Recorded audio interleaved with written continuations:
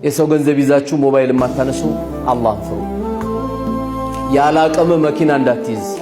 ሰው በባጃጅም እየሄደ ነው፣ በአውቶቢስ እየሄደ ነው፣ በእግር እየሄደ ነው።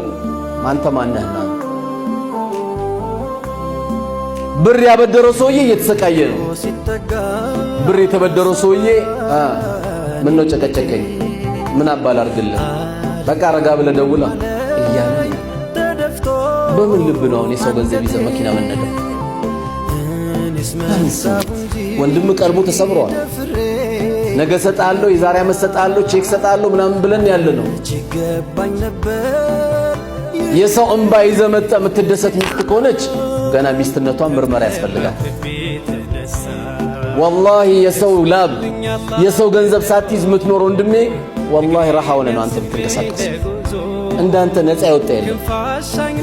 ቁጭ ብለህ ነገራት ሚስትህን ለምን ደብቃለህ? እናቴ ባለቤት አላህ ሰጠህ ከለከለ። ይኸው ታገልኩ አላገኘሁም። አላህ ሰብር እንዲሰጠኝ እመኛለሁ። አንቺንም ሰብር ይስጥሽ ብለህ ነው እንጂ ሳት ይዘህ እንዳትገባ። አሁንም ያስከው ካለ ጻፈው ደብተር ላይ።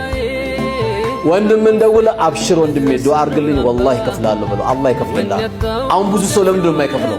ንያው መጀመሪያም ላለመክፈል ሲወስደው ቆይና አንዴ ብቻ ኪሴ ይግባ እንጂ አሳየዋለሁ ይላል እንዳለው አላህ ያሳካለታል። ንያው አለመክፈል ነው።